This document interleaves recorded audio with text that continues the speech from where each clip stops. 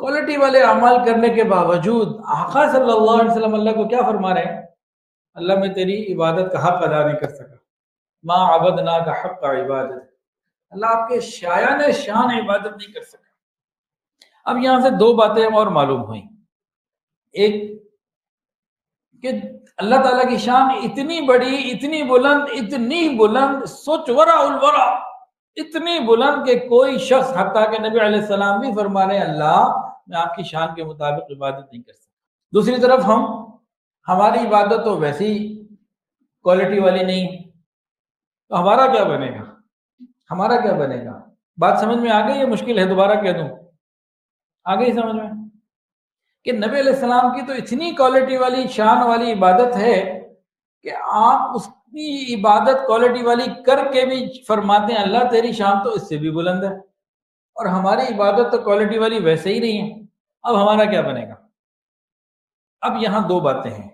پہلی بات، یہ ایک سوال پیدا ہوتا ہے کہ جب بندہ اللہ تعالیٰ کی شان کے مطابق عبادت کر ہی نہیں سکتا، اور ہم ناقص ہیں، اور ہم اچھی عبادت کر ہی نہیں سکتے، تو قبول کیسے ہوں گی؟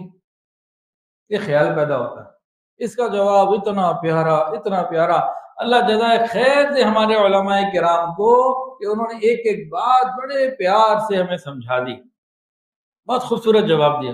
فرمایا بڑی پیاری مثال کہ باپ اپنے بچے کو پہلے دن مدرسہ بھیجتا ہے، اسکول بھیجتا ہے، جاؤ بیٹا پڑھو، بچہ پڑھنے چلا جاتا ہے۔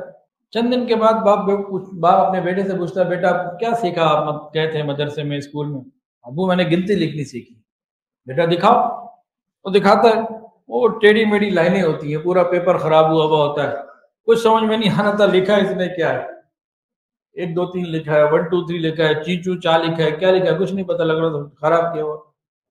باپ جب اس کو دیکھتا ہے نا تو کیا کرتا ہے؟ اس کو پیار کرتا ہے اور اس کو 50 روپے 100 روپے کو انعام دے دیتا ہے، کوئی آئس کریم کو مزے کی چیز اس کو دلوا دیتا ہے، اور اس کو اپریشیٹ کرتا ہے کہ بیٹا یہ لو، یہ تمہاری محنت کا انعام۔ یہ جو باپ اپنے بیٹے کو انعام دے رہا ہوتا ہے یہ اس کی خوش خطی کا نہیں ہوتا کہ لکھا بڑا پیارا ہے، صادقین بن گیا چند دن میں، نا، باپ اس کو اپنی محبت کی وجہ سے دے رہا ہوتا ہے کہ چلو اس نے کوشش تو کی ہے، یہ میرا بیٹا ہے، اس نے کوشش تو کی ہے میں لکھنے کی۔